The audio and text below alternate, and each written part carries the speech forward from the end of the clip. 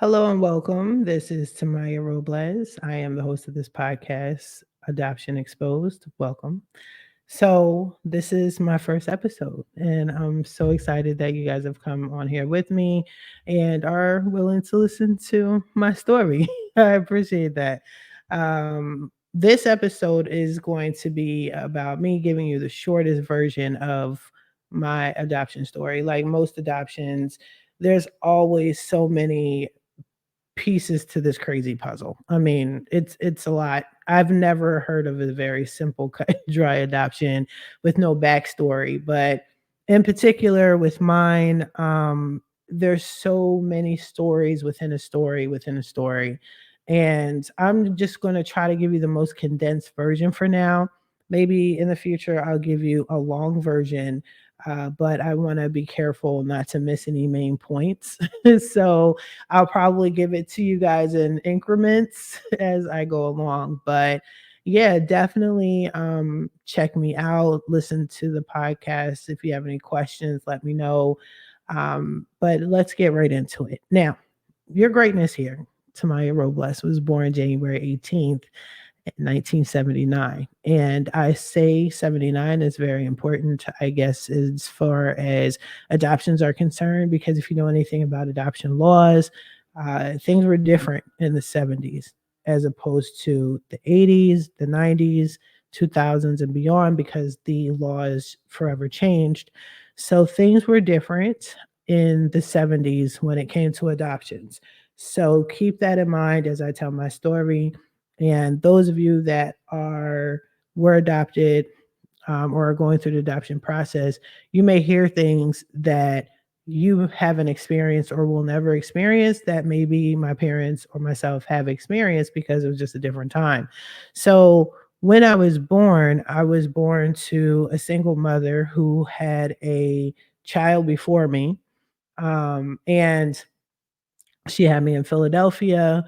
I know her version of what happened. And I specifically say her version because I don't really think the information that I have is truthful. So the information that I'm going to share with you guys today is actually going to be on the adoptive side, my mother's side of the story, because my parents were very truthful people. There was never any confusion when it came to my adoption. My mother did everything. So I lived in a two-parent household. So when you hear me speak on my mom, it may seem like she was a single mom, but she wasn't. She was a housewife. She went to college, then she went to law school, then she became an attorney. But my father, he's like a yes man. So like he's just pretty laid back. He was highly involved. He wanted a child too, but my mom was always the type of person to take the reins of everything. So when you hear me say my mom, my mom, my mom, it's because all the information came from her. You can ask my dad some questions about my adoption, and he used to always be like, I don't know, ask your mom. So like like he knows very little, I guess. So yeah, just want to brace you guys. No, I wasn't raised in a single family household. So my mother, not to put her business in the street or anything, but she, before I was born, she was married to my father and had a hysterectomy and couldn't have children. She wanted children really badly, more than one. She came from a large family. She was the second oldest of five girls. My father was the youngest of seven children. So she wanted naturally to have multiple children, but couldn't. When they came to the conclusion that they wanted to adopt, she was very specific. My mother is a Virgo. And if you guys are Virgos, you know how they are. They're very detailed, specific. They want things a certain way. And she specifically wanted a Black girl that came from nothing, the poorest backgrounds in Philadelphia.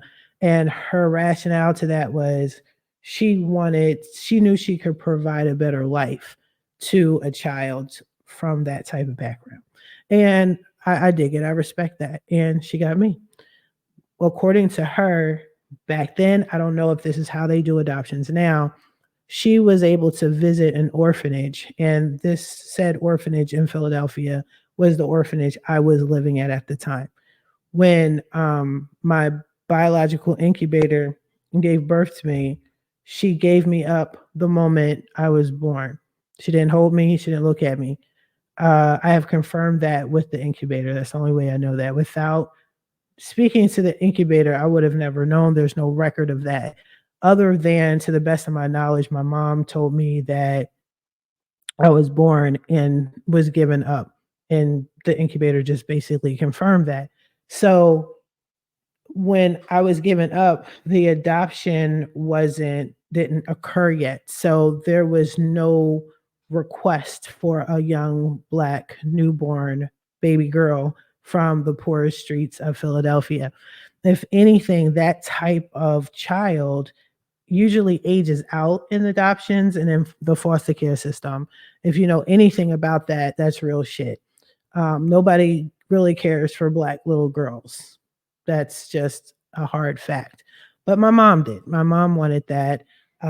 Also, I don't know if this is important in this shorter version of my adoption story, but in the longer version, it's extremely important.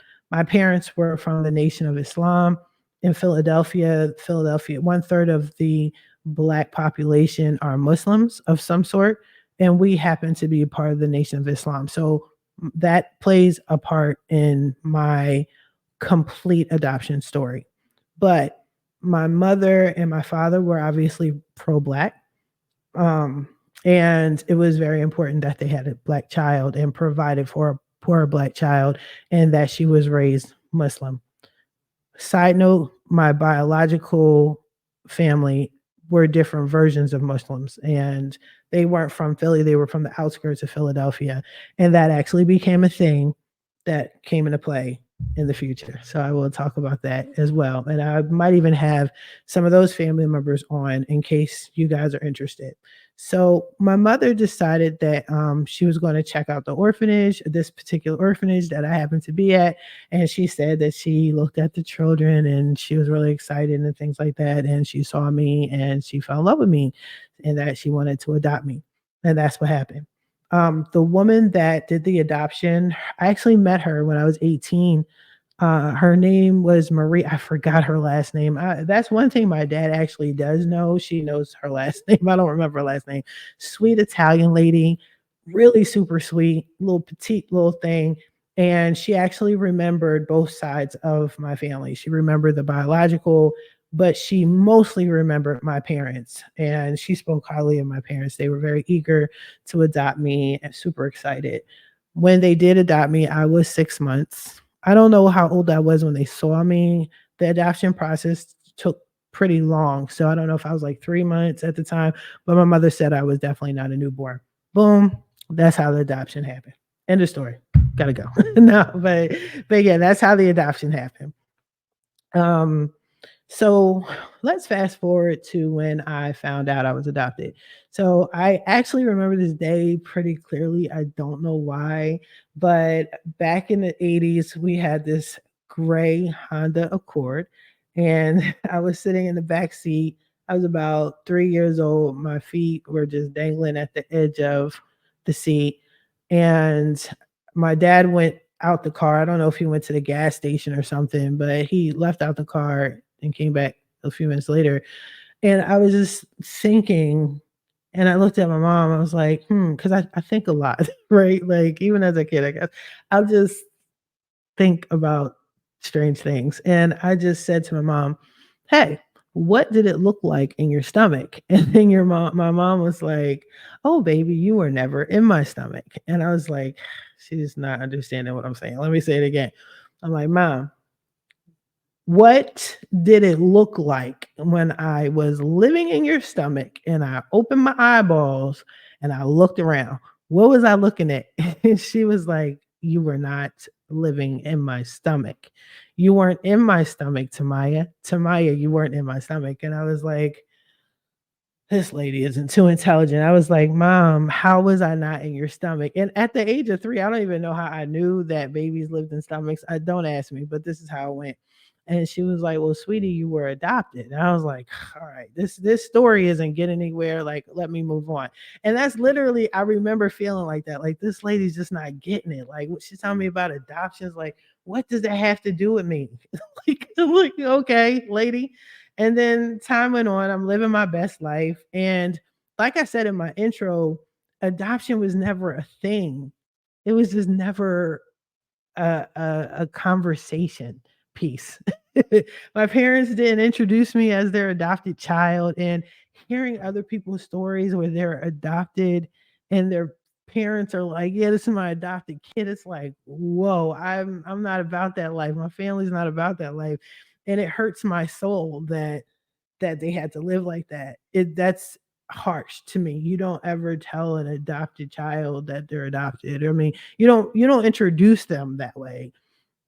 I have thoughts behind that. We can get into that. We could tussle in the comments if you want, but that's just my ugh. I can't. Maybe because I didn't grow up that way. So everybody knew I was adopted, obviously, in my family, right? And my cousins knew, on my father's side, just like he was the youngest of his siblings, I was the youngest of all of their kids. So all my cousins, I'm the youngest. They all knew I was adopted. On my mom's side, everybody knew I was adopted. That was my age and older. I have little cousins. I don't know when they found out I was adopted. Some of them to this day probably don't even know I'm adopted. I don't know. It's just not a thing. Like so here's the tea. My great grandmother, her name is Grandma Amy. She's the greatest Capricorn I've ever met in my life. I was born on her birthday, and my grandmother is a Virgo. My mother's a Virgo, and Virgos at times, a lot of times, play favorites.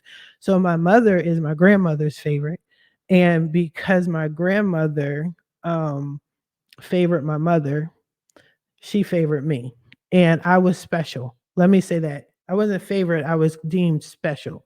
And when my grandmother found out that I was born on my great grandmother's birthday, it was just a seal. It was a sign from heaven that I came from God. I was meant to be with their family, and that's just how I was raised. And the relationship I had with my great grandmother, it was amazing. Me and her are the same. Like, I got my sugar addiction from her. Like, we got the same problem. We love candy corn. Like, she was the shit. She was the shit, my great grandmother, right? But we were born on the same day. So that just solidified that I belonged in this family and this is what God wanted. And that's how I was just raised. Now, oddly enough, fast forward, my parents are like dumb short. Like, my dad is 5'3", my mother was 5'2", I'm 5'10", right? But growing up, people would say, "Oh, you look like your dad, you sound like your mom," or vice versa.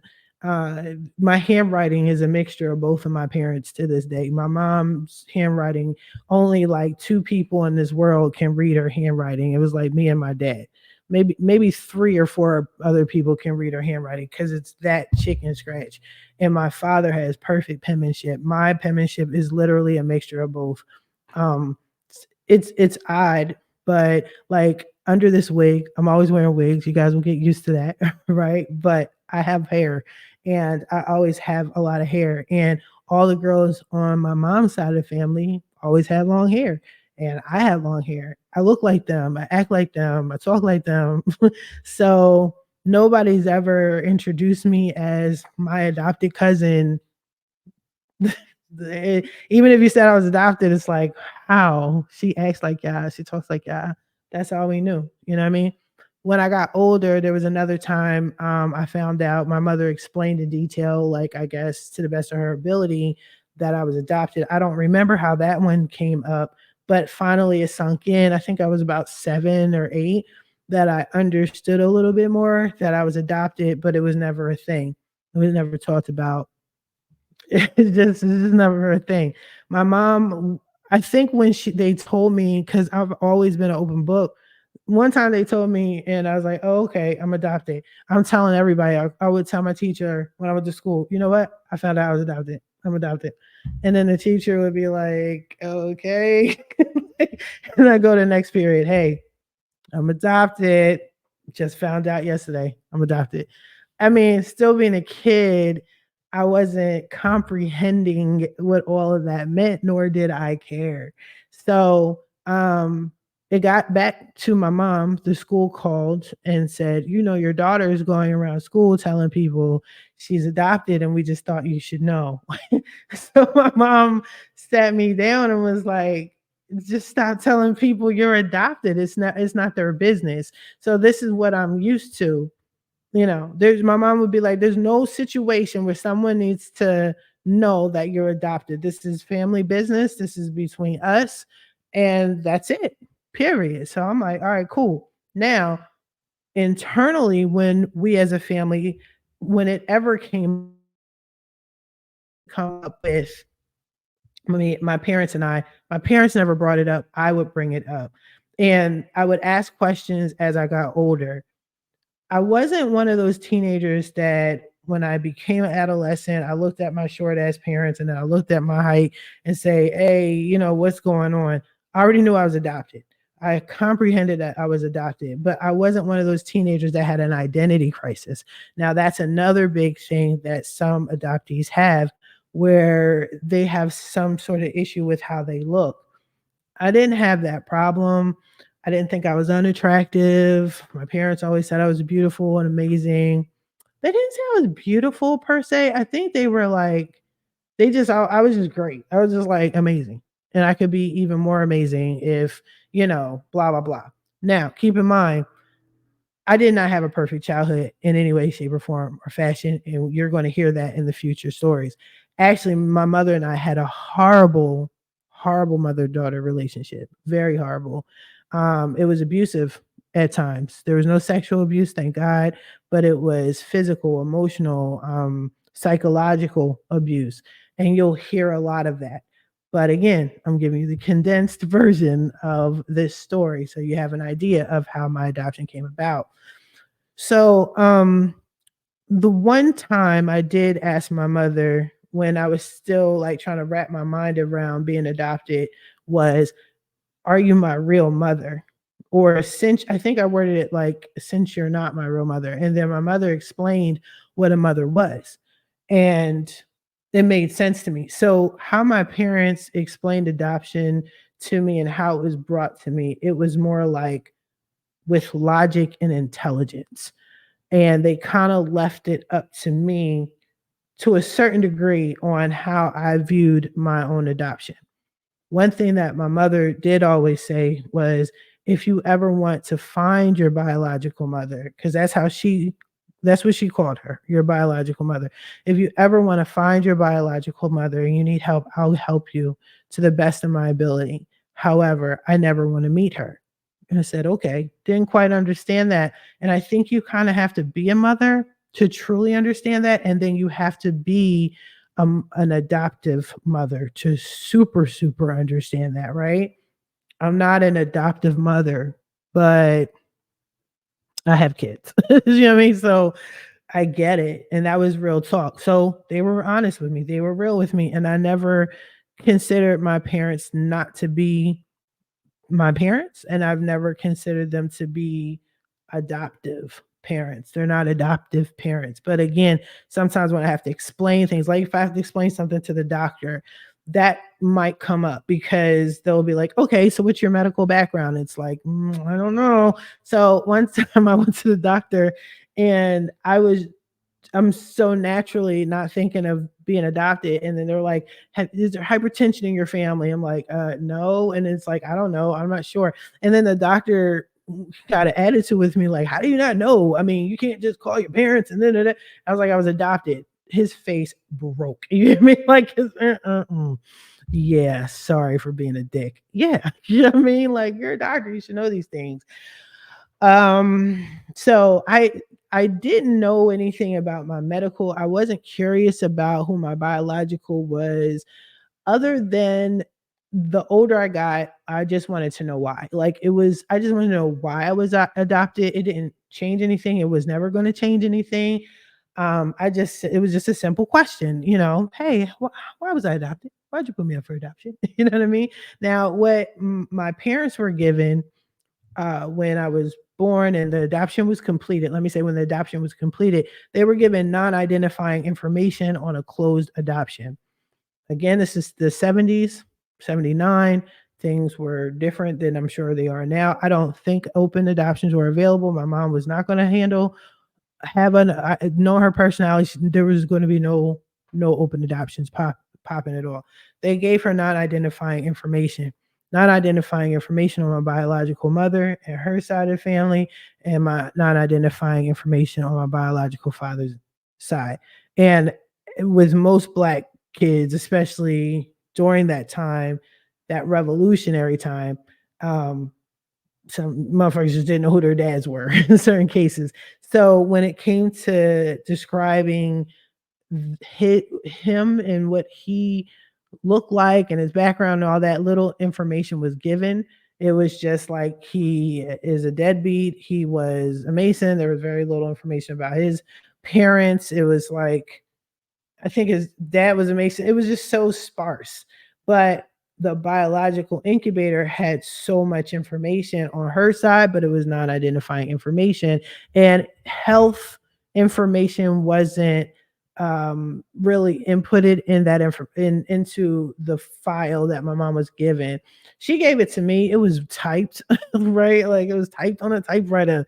And by that time, so much time had gone by, like the words were fading a little bit, but I kind of memorized it and it just wasn't enough information. I think she had a couple siblings and one was semi-successful at the time. She wasn't successful. It is just worthless. But I think one of the reasons why they do it that way is so you don't have the information to go find your incubators. That's it, your people makers. It was also a sealed case, so because it was sealed, my information was in Harrisburg. I didn't know all of that until I became an adult. It just did not phase me at all until I got kicked out of the house. So that's where the foster care system came in. Like I said, I had a pretty bad childhood, pretty bad relationship with my mother. Let me say that my childhood was mixed. There was like a lot of amazing, great moments, and then a lot of fucked up moments. But other family members saw that I lived maybe better or equal to some, but better than some. I'm saying this politely, as politely as I possibly can. I didn't grow up in the hood. I didn't have to want or need for anything until I got kicked out the house. But anyway, so some family members just to this day don't feel the fact that I had a horrible household and relationship with my mother. Even my father is delusional, and he was there. So just it was nobody to really confide in. So at some point, my mom and I'll give you the longer version later, but I got kicked out the house at 16 and I was sent to foster care. There was a place I was at before the foster care. We'll talk about that later. But foster care, I was sent to a city called Chester, Pennsylvania. Chester, PA is about 30 minutes south of Philadelphia. And it is a very poor, destitute city. I'm gonna be honest with you. Okay, I'm gonna be mad honest with you. The city is really destitute. It is the complete opposite of how I was raised and how I grew up. The whole city is about 8 miles. It's an 8 mile radius city. Has one main high school. Yeah, it's pretty poor and fucked up. I did my time in Chester, and my heart is with Chester to the day I die. My loyalty is with Chester to the day I die. But I was in foster care and I had 3 foster mothers at that time during that time. When came to Chester, I was talking like a valley girl. I don't even like how I'm talking now. I'm trying to have my professional voice on. But if you heard my other podcast, you know I can really talk sometimes. But I had perfect English. I talk like a valley girl. I would imitate it right now, but it sounds too simple. But you can't talk like that and you can't act like that in the hood. In Chester, especially where I was placed the first time around, was the hood. It was the hood. Okay. It was the part of the hood where you should be concerned. Right? I'll say it like that. And again, Chester has my heart, but I was a foster kid. and foster care was horrible. It was disgusting. It was a bitch. I had 3 foster moms, and the first one was horrible. I will tell all my foster stories in the future. I had 3 other foster sisters, and the only reason why I was there is because every time one ran away, the foster mom, her name was Renee. I don't know if she's alive or not. She ain't shit. But every time one ran away, they would replace him with another one. And at that time, I won the lottery again. I was that replacement. Um, she didn't do shit for me. She just wanted the money. She got a lot of money from me. And it was just really fucked up. I mean, one time she didn't want to feed us. She locked the food away. That was a whole other situation. But then my foster sisters started running away as well. As time went on, I started to adapt to my environment like humans do because you have to survive. And I quickly learned how to live in the hood. I did. Again, I have a lot of respect for that city to this day. I just do. I have a lot of family that came out of there. I have nieces and nephews to this day, even though I'm an only child. If you hear me say nieces and nephews, it came from that lifestyle. And that was normal for us. My nieces and nephews have kids now. That shows my age. But I remember I used to change their pampers. I remember when their moms were pregnant with them because I was around then. You understand? But there's a lot of beauty in poverty. It's a side that not too many people experience, but it's not something you want to wallow in, right? But my heart, every time I about Chester, it really takes me to another level. But anywho, foster care, my foster siblings eventually ran away. And then I was stuck with the bitch, and I was like, I ain't staying here. Fuck that. So I ran away too. And the woman was just miserable. Like she's just a miserable, evil woman who loved her dog more than she loved us. Her old ass dog, Precious. But so I ran away, and then I ran into another woman who. This is where all my nieces and nephews come from. This side of the family. So when you hear me say nieces and nephews, it comes from her. I will save that whole situation and viewpoint for another episode. But eventually I ran away from her household and I went to my third foster mom, who was amazing. Her name was Angie. And I met my little sister from there, my little sister Alicia. God damn it, Alicia. Oh my gosh. She was also from Philly. That's a whole different story. I love her to death, low key, but I don't deal with her. And one thing about foster kids, adopted kids, things like that is our emotional ties are different than others, in my opinion. We don't love the same. Some of us love too much. Some of us don't love at all. Some of us don't know how to love. Some of us are used to just being detached. And I am one of those people. I can't really say if it's from being in foster care or actually no, I think it has a lot to do with being in foster care and I don't know. I don't really psychoanalyze myself when it comes to adoption, but maybe the foster care part because so much happened there, and it just made me who I am today as an adult. There's a lot of contributing factors there. But Angie was an amazing foster mom. The problem was I was a fucked up foster kid. And I was so now that I've been out the house for a couple years, I got my freedom. I'm not physically and verbally and emotionally abused and things like that at home. Like I'm doing my own thing. I'm 16 and I want to run the streets now that I've discovered the streets and not just any streets, the hood of Chester. Like it was a fascinating and amazing world to me because this is the world that my parents always protected me from, that they raised me um, to be. They raised, actually, my parents never really talked about the hood except all they said was just bad. And my version of bad in the ghetto was like, a four-story house with a skinny dog in the backyard and like think Pippi Longstocking in her household. It's like that's where my mind went. Right? So I'm in the hood, like, yo, what the fuck? Like, what? What's a crackhead? Oh, that's a crackhead. This young man that I've been talking to for 30 minutes. You know what I'm saying? I learned the hood the long way and the hard way, and we can talk about that, but, one time for the hood. But anyway, so Angie was amazing, but I wanted to run the streets and I just didn't know how to do it. I love my little sister to death. I mean, I never had a sibling before. So my little sister was amazing, but I didn't like her rules. Like her rules where you have to go to school, you got to come home, you got to do your homework. You can only be outside and you have a curfew. And then after that, you can sit on the step. No boys allowed. I'm like, what the fuck? I'm not doing this.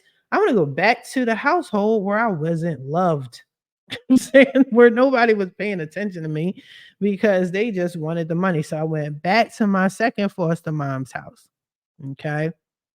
And when you hear that whole story, it's very alarming and shocking that to some, like, because I ran away from her for a reason. And I've had conversation with her. I've seen her since, I've left and she never discusses what really went down in her house. Nobody discusses what really went down in her house with me. And if they do talk about it, they're going to give you a fucked up version that's not true to make themselves feel better. And again, this happens a lot in foster care. Um, I think foster care, in my opinion, I can't tell what's worse, foster care or an orphanage, because I was only a newborn to 6 months in an orphanage. But foster care can be horrible. Depends on what type of foster parent you have, but I do feel that it's like rolling the dice, man. It's really. I've seen death happen. Children die. Children get neglected.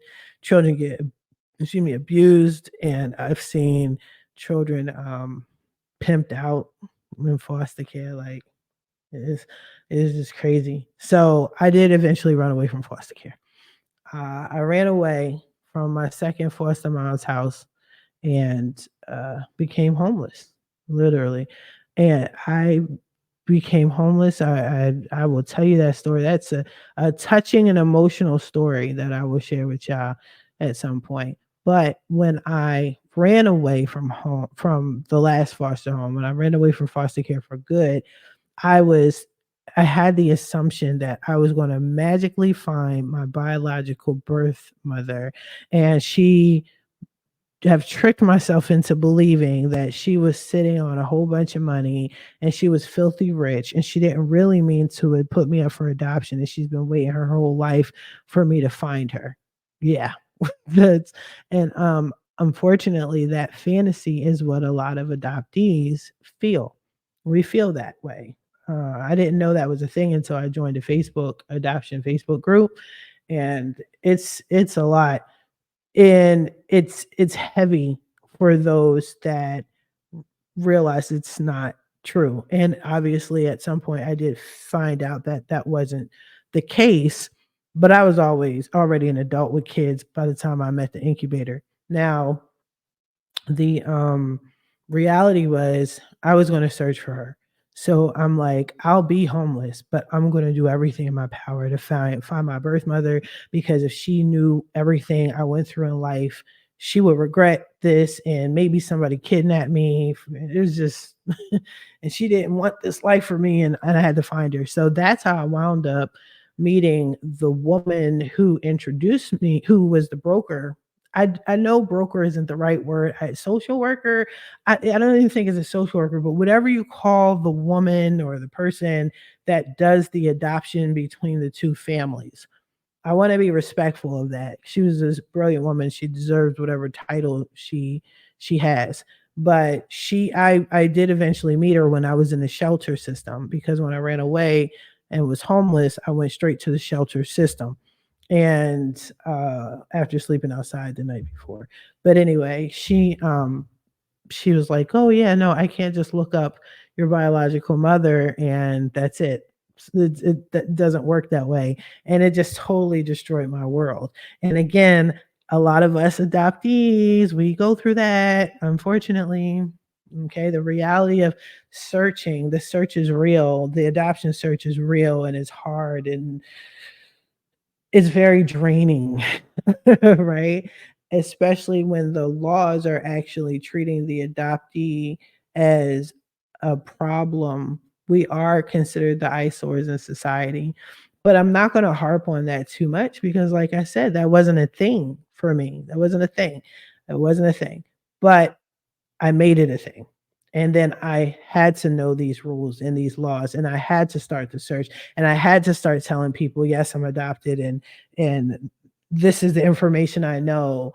And it's really fucked up when you walk around this world and people are like, you look just like so and so. And then it's like, do I look like so and so? What does so and so look like? What's their name? Blah, blah, blah. Now, I will tell you, because Chester, PA is so small, a lot of people, if you know anything about Chester, you know the history about Chester, how people roll, it's been quarantined a lot. That's why when we had to go through quarantine because of COVID, that was another day for Chester, right? Chester has their history. I'm not going to go into that because I'm sure people from Chester are listening. You know what I mean? And like I said, I have a lot, my family's still there, my peoples are still there, my babies are still there. You dig me? Not my children, but my nieces and nephews, I always call them my first children. Now, real talk, a lot of people do look alike because the whole city has been quarantined over the years, and some people have never left the city. Yeah, and some people legit look like each other. I will let you in on a little something. My biological family is from a small town right outside of Philadelphia. So, yeah, my biological grandfather and biological father lived in Chester. I didn't know that. I didn't know that. Like, how would I know that? How would anyone know that? And we will talk about that in future episodes. But in the meantime, I burned a hole in your ear. I know I don't think I'm all over the place, but this is usually how I tell my adoption story. I try to paint you guys a picture, a clear picture. But that's how it started. That's how it ended. And ongoing. There's other stories that I will share with you. Hopefully this was enlightening. Hopefully it was interesting. And yeah, don't mistake my random chuckles and laughs as me taking the situation lightly or adoptions lightly. I definitely don't. Like, it's just either laugh or cry. I mean, in hindsight, I'm looking back at a situation, looking back into certain stories in my life and things that happened, and you can laugh at them, especially if we know now. Like, if we knew then what we know now, like, you would laugh too. But yeah, I'm going to continue to share, and I want to hear you guys' stories. If you guys want to be a guest on my podcast, check out the link below. I got y'all. All right, I got you. Sign up. Let me know. If you want to follow me on my other podcast, all my information is below. Coast to Coast Credit. That's my other podcast. If you need to check it out, it has nothing to do with adoptions. Nothing. Okay. But anyway, I will talk to you guys later. You have a good one. Bye bye.